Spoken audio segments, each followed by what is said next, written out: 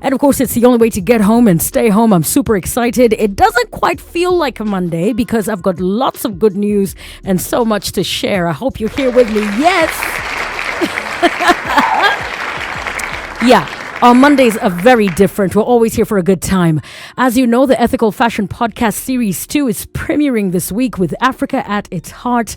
It's a 12-episode series that will explore topics relevant today more than ever through the voice of African creatives and leaders. I've got a special guest with me, ladies and gentlemen. I've been looking forward to this interview.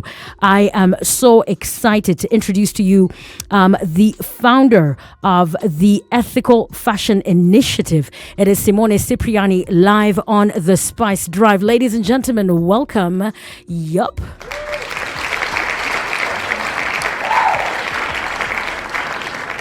How are you, Simone?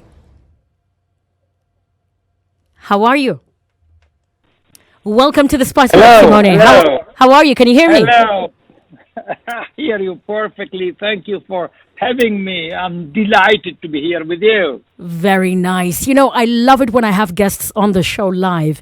And you in particular, you've got exciting things to talk about. So welcome. We're live in Nairobi, 94.4. That's where we are. And of course, I've seen a lot of questions and feedback on today's conversations. We're talking about the Ethical Fashion Podcast coming to Africa. Why focus on African fashion for this series of the podcast?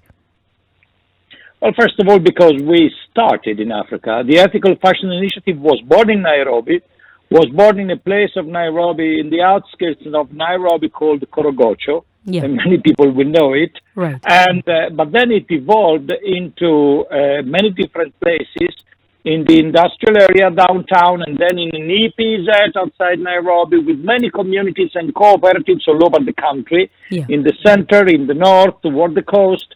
So it's Kenya. It was born really in the heart of Africa. And then it evolved from Kenya to Western Africa, to Burkina Faso, Mali, Ivory Coast, Benin. It's going to Niger now, Ghana, and to Uganda, of course, to remain in Eastern Africa, and then to DRC, to Eritrea, to Ethiopia. So I think it's a natural evolution. We belong to Africa. We are part of it. We are proud partners of Africa. Very nice. And you bring it back home. What can we look forward to in Series 2 of the podcast? Well, you'll hear a lot of good conversations of African creatives, African business people, especially women. You will have a lot of brands. You will have, for instance, a very beautiful Kenyan brand, which is quite new, but which is really very interesting, which is Jamini of Jennifer Mully. As you know, Jamini in Swahili means believe in yourself. Yes. And Jennifer brings a new touch to the industry of fashion with a very beautiful concept that gives work, meaningful work, to a lot of women, mobilizing the traditional skills of arts and crafts in Kenya to create beautiful accessories. You have an incredible person who's created a very good, thriving modeling business in Uganda, Joram. It's very well known in the whole of the region, but in the whole of the continent. I enjoyed interviewing him with Claire Press, who is the other person with whom we run this podcast. You have Margot Wong from Burundi with meaningful accessories. You have Lukanium Dingi from South Africa. You have my friend Adebayo of Orange Culture, which is an incredible brand, an incredible concept. But then you also have... Nice. I mean, those are big names in fashion, and it's good to be in Africa at this time. These are a lot of amazing names with great work that they're doing, and to give them this platform is absolutely beautiful. Your stated mission is about promoting sustainable development by creating capacity so that communities can lift themselves. And if it's lifting themselves out of poverty through their own efforts, then why do you think that this approach offers the best opportunity for them for sustainable development? For one reason, because work is the key for a dignified life. and creating jobs and giving people the possibility to work in a dignified way, which means with good work and health and safety conditions, with a good remuneration for their work, living wage and all the rest. To do that, you offer people the possibility to struggle their own way out of poverty towards a dignified life. And there's also another reason. We started by organizing work and providing work to artisans, especially female artisans who were living in those days in very marginalized conditions. But then we expanded that by creating whole networks, social enterprises that manage this network. And the most interesting one is now a private company in Kenya, which does an incredible work in the industry of fashion and gives work to a lot of people. The name is Artisan Fashion. And on top of this, we also mobilize the incredible capacities, creative capacities that you have in the continent.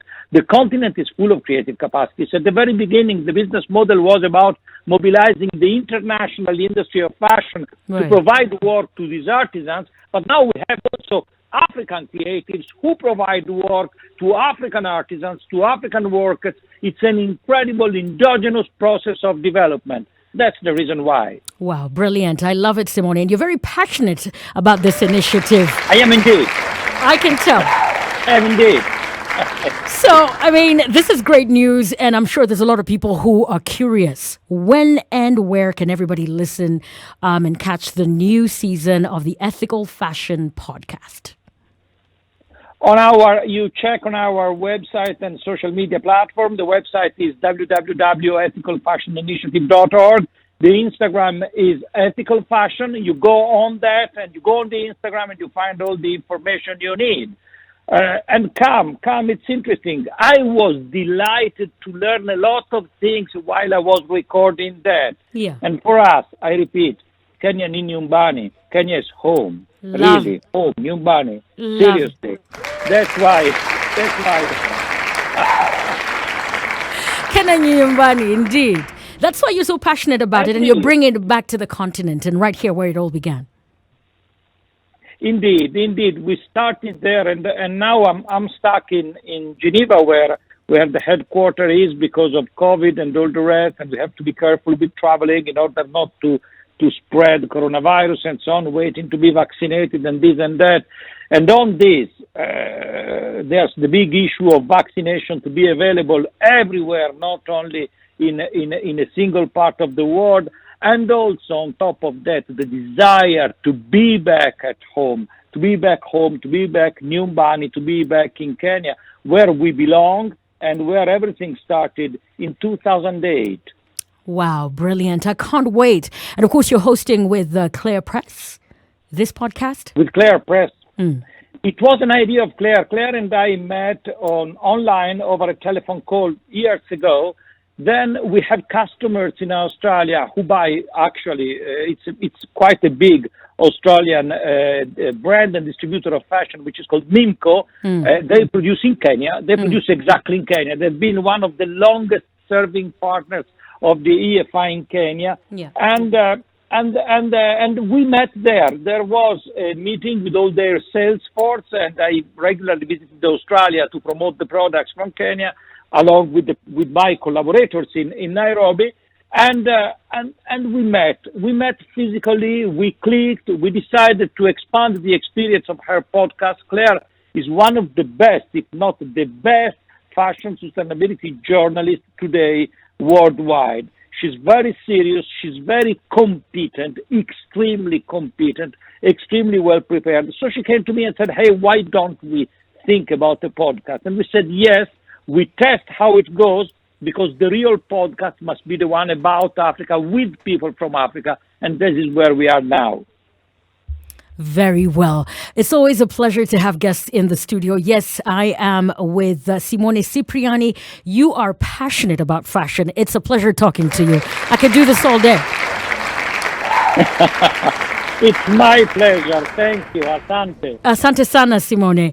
And of course, together we can change the world. The Ethical Fashion Podcast is coming to Africa. We've got details, ladies and gentlemen. A round of applause for Simone Cipriani. Asante sana.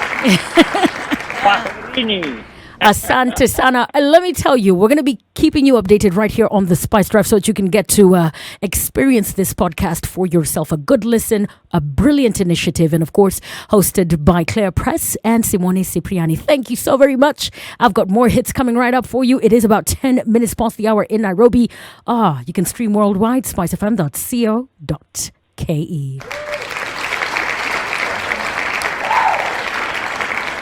The Spice Drive with Monique. Spicing up your drive.